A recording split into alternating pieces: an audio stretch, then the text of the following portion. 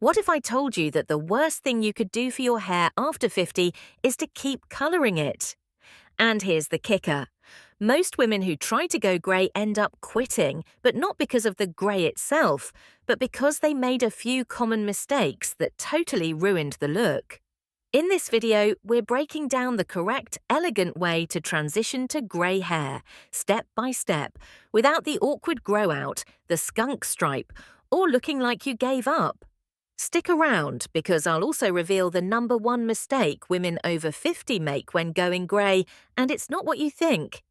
Before we even touch the hair, let's talk about why you want to go grey. This is more than just a hair colour change, it's a personal decision that can shift how you see yourself and how the world sees you. It's about choosing something real over something routine. For many women over 50, that's powerful. If you've spent years doing root touch-ups every few weeks, you already know the exhaustion that comes with it. The appointments, the fading, the cost, it all adds up. Letting go of that cycle isn't about giving up, it's about stepping into a new version of yourself with less maintenance and more ease. That alone can feel freeing. There's also something beautiful about seeing your natural silver come in. The pattern is unique to you. It may be salt and pepper, bright white, soft silver, or steel grey. Letting that come through can feel like uncovering a part of yourself you haven't seen in years. For some women, that's deeply emotional. You get to reconnect with your natural beauty, and that's not something hair dye can offer. Going grey also gives you more time and energy to focus on other things that matter, which are your health, your family, your passions. It simplifies your life in a very practical way, and sometimes that simplicity is what brings more confidence and peace. You're not chasing a younger version of yourself, you're evolving, and that's something to be proud of. Of course, not everyone around you will get it. Some people will make comments. You might hear things like, "You'll look older," or "You were prettier before." That's their own fear talking. Just remember this. Going grey is not about looking older. It's about being real, being bold, and showing that beauty doesn't have an expiration date. You don't need anyone's permission to embrace that. Once you know why you want to go grey, it becomes easier to stick with it. There will be moments where you feel unsure, but if your reason is strong, you'll move through the awkward stages with purpose instead of frustration. You'll stop seeing grey as something to cover up and start seeing it as something that belongs. Now that you're clear on your why, let's talk about how to transition to grey without any major hair disasters. Once you've decided you're ready to embrace your grey hair, the next step is figuring out how you want to go about it. This part can make a big difference in how confident and comfortable you feel throughout the process. There's no one right way to do it, but some approaches are gentler and more flattering than others, especially if you're starting with dark or heavily dyed hair. One option is to stop colouring completely and let your natural grey grow in on its own. This method is often called going cold turkey. It's the simplest approach in terms of effort, but it's also the one that can be the most visually dramatic.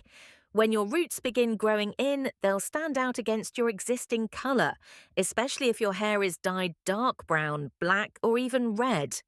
That line where the grey meets the dyed hair can look harsh and can stay that way for months. This method does work, and many women have done it successfully.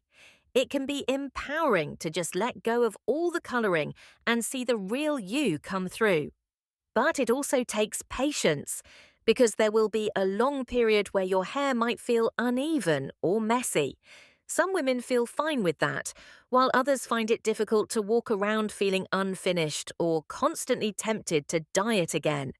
If you're someone who likes to feel polished, this might not be the most comfortable path. The other option is blending, and for many women over 50, this is the more graceful and elegant route. Blending means working with a professional colorist to gradually ease your hair from your current dyed color into your natural grey. This might involve adding highlights or lowlights, softening your base color, and using toners to reduce brassiness or yellow tones. Done well, this can create a look that feels cohesive and intentional while still moving you toward full grey. What makes blending so helpful is that it softens the grow-out process. You won't have such a harsh contrast at the roots, and the transition feels smoother. It can also give you time to adjust emotionally. Seeing more grey come in gradually lets you get used to the new look little by little, which can be comforting if you're nervous about the change. For women who still want to look put together throughout the transition, blending is a great choice. You're not hiding your grey, but you're working with it and letting it emerge in a way that feels elegant and stylish. The result often looks like an expensive salon colour, even though it's mostly your natural hair coming through. Now let's talk about one easy way to start experimenting with grey without committing just yet by using toning shampoos. Once your grey starts to peek through, you might notice something frustrating. Instead of that shiny silver you imagined, your strands can sometimes look dull, yellowish, or even a little rough. Don't worry, that's completely normal and very common during the transition process. Here's what's going on. Grey hair tends to be more porous than pigmented hair. That means it soaks up just about everything it comes into contact with. Pollution in the air, styling products, hard water from your shower, even residue from previous hair colour can leave a yellow cast on your fresh silver. It's not your fault, and it doesn't mean your grey is bad. It just needs a little help. That's where toning shampoos come in.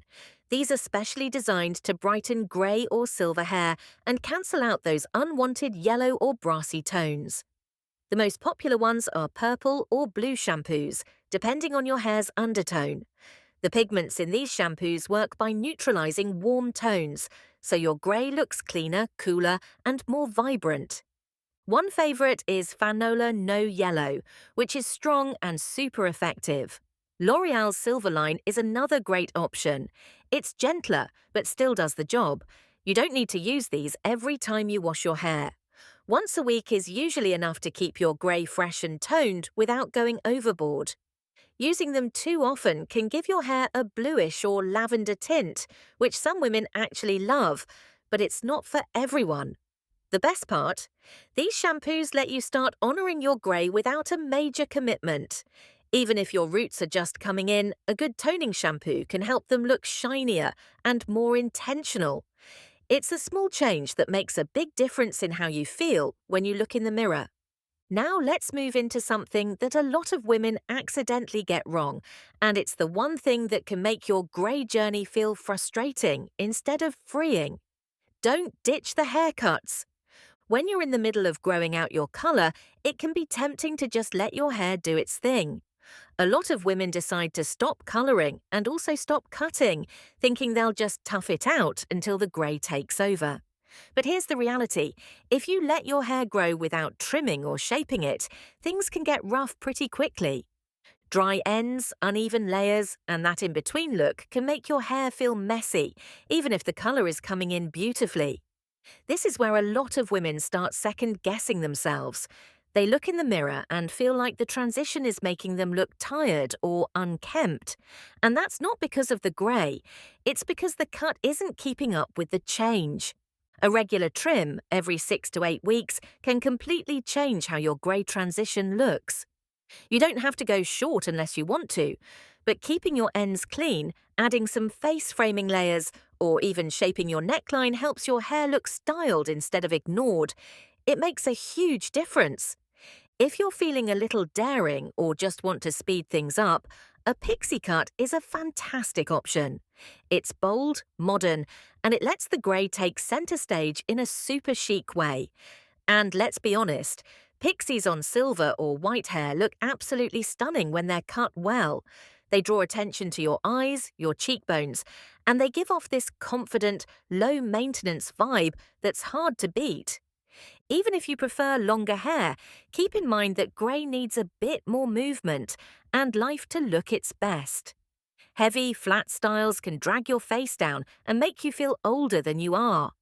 But soft layers, a little texture, and a touch of volume, that can bring the whole look back to life. Grey hair, especially as it comes in, looks most flattering when it has body and bounce not when it's hanging limp and lifeless. Now I'd love to know, are you planning to blend your grey? Share your journey in the comments below. And if you enjoyed watching this video, you will definitely love this next one.